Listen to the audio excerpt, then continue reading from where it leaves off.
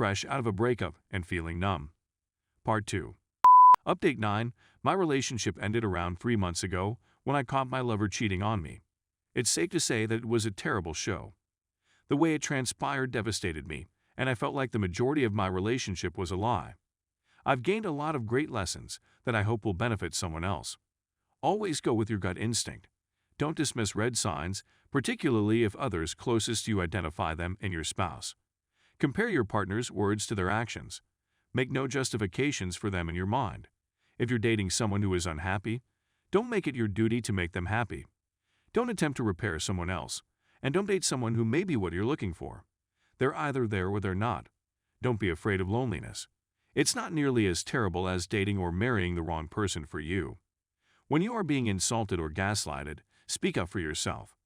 Do not disregard a partner's history of bad moral judgments or lack of integrity, unless they have acknowledged their weaknesses and made an attempt to correct them.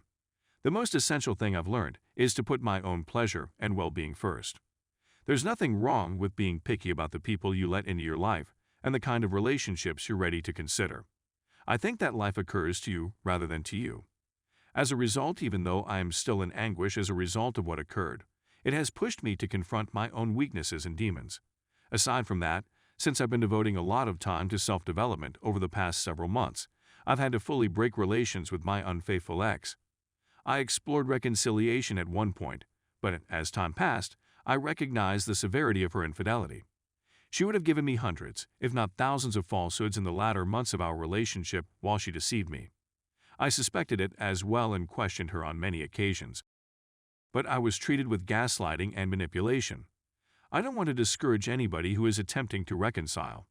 I admire you and drew inspiration from you. But, having seen the genuine person my ex is, warts and all, I can't picture a scenario in which I would ever allow someone like her to have a place in my life, even if I loved the person I thought she was. I've been looking for a way to experience relief after closing the chapter for a long time. It's not easy, but it feels right. I wish to cultivate a more intimate connection with myself until I am really happy and full of self-love. Maybe then I'll think about starting a new relationship. I hope you found this information useful. If you're going through anything similar, please accept my best wishes. Update 10.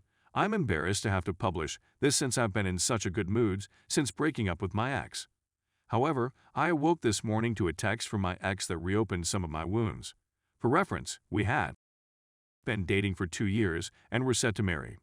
I discovered in a horrifying manner that she had cheated on me with her neighbor, whom she said was merely a friend and in whom she had no interest. I caught her after she refused to confess. In reality, she told me hundreds of falsehoods about her friendship that blossomed into an affair this year. I indicated that she and I kept in touch after D-Day. I was torn between entirely separating and reconciling. She added that a man she was acquainted with in college, let's call him Bob, has begun messaging her in the past 2 months and that he's interested in her, but she isn't. I didn't think anything of it since I knew we were no longer together, and I trusted her when she claimed she wasn't interested in him or dating anybody. She just wanted me back and couldn't see herself with anybody else. When I closed the doors for reconciliation a week ago, I had addressed her earlier that day about moving on, and she told me that she had no desire in doing so and prefers to stay alone. I told her that was okay, and that I hoped she met someone nice and was happy in the future. We separated in a satisfactory manner, and that was the end of it. She contacts me today and expresses her sadness, loneliness, and distress. She misses me so badly that she went to a theme park with Bob and 4 of his other pals this weekend since he invited her, and she simply missed me a lot. This irritated and pained me greatly. Please correct me if I'm wrong or illogical in my thinking, but isn't this precisely what she did throughout our relationship? Why bring up this person and tell me you have no interest in him just to accept an invitation days later? She hoped that if I heard this, I'd think how much she must miss me to be with another man, but I saw it as yet another kind of betrayal. Is this feeling illogical or immature on my part? What's the point of telling me X when she's feeling Y? Why go create a circumstance that is so similar to what she did in our relationship that lead to its demise? Update 11. I find myself reliving previous occurrences in my head on a daily basis. It had been a long time since I made the intentional choice not to reconcile, and having that degree of closure was beneficial overall. The drama is over, and I'm back in a more regular place. Days are more predictable, and I feel like I'm regaining control of my life. Dare I admit that there are certain days when I'm truly very happy. I'll be singing along to music again, working hard, and looking for pleasant interactions with others around me. On the other hand, there are days when I am abruptly overcome with sensations of agony. Even when I'm having a wonderful day, I think about my ex and what occurred. But it won't take over my day or my feelings. It's on terrible days that I struggle the most with events that have occurred. In my instance, my ex not only cheated on me, but she also lied to me for months and gaslighted me. I believed she was cheating, and when I confronted her, I was faced with gaslighting. Those events are replaying in my head. I find myself wishing I had handled the situation differently, that I had left sooner, that I could have pushed Abbott harder and been harsher at the time. But I also see that with faith, there is no need to do so, and I trusted my ex, so despite my reservations, I opted to believe what she was saying at the time. It's needless to take shots at me and claim that I'm insecure or intimidated. Looking back, knowing that I was duped has an impact on me on bad days. What are some things I can do to lessen the effect of those thoughts and emotions on bad days? How did you manage to get away from ruminating about these things? I am certain that my future will be bright. I'm avoiding any potentially harmful actions. I haven't recovered, and I'm growing used to being on my own. But I've realized that mending isn't a straight line. I'd be grateful for any suggestions or simply to hear about your experiences with this. Final update.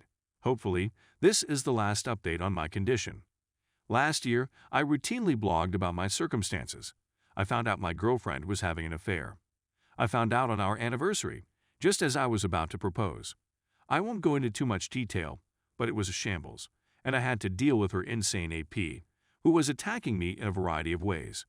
There were several ups and downs. I thought about reconciling, but my ex was too inconsistent. All trust has been broken.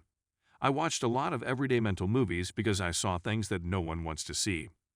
I had so many unanswered questions that I felt like I had squandered so much time, effort, and money, and to top it all off, the trauma of betrayal affected my emotions on a daily basis. However, I was ultimately able to break free. I took the choice not to reconcile, and for the first month or two, I was met with opposition from myself. Fears and anxieties would have an impact on me. It was very terrible to go away while being so deceived. But I'm happy to report that after more time, a lot of effort on my end to heal emotionally and confront everything, surrendering to reality, and letting go of the chapter, I'm feeling much better. I am a firm believer in the idea that life occurs to you rather than to you. Because of how happy I feel on some days, I'm even more convinced of this these days. It isn't ideal. As you are all aware, you are still dealing with certain ideas and feelings. But I'm not tied to what occurred anymore. I don't classify myself anymore as a betrayed partner or anything. I've moved on from that whole relationship and era of my life. So now I'm simply constructing a new self. I'm just me, a work in progress. And I have to admit, it feels fantastic. I'm feeling the most at ease I've felt in a long time. I pray on a regular basis. I exercise on a daily basis. I eat clean. I spend a lot of time with myself, focusing on my emotions and thoughts. I read self-help books on a daily basis. I cut out a lot of toxic people from my life and strengthen my relationships with those who make me feel good. I work with enthusiasm, I have goals, and I do things that I enjoy. This is the most balanced my life has looked in a long time, yet I've had to endure a lot to get here. It was not easy, but it was very powerful because I regained control of my life. I did not go back, I did not engage in vices, I did not push anything, I did not flee the trauma, and I stopped categorizing myself based on the behavior of others. The road ahead is still long, but if this is any indication of what's to come, I'm really optimistic about the future. You have to put an end to the infidelity videos, ongoing pain shopping, and ruminating at some time. That was preventing me from embracing the conclusion of a chapter in my life. It may take you a half year, as it did for me, or it could take you several years. But you'll get there whether via reconciliation or not. But you must do what is tough, but necessary for your soul, future, mental health, and happiness. I hope this provides you some solace and hope. Stay strong and please accept my best wishes. Thank you to everyone who took the time to advise me.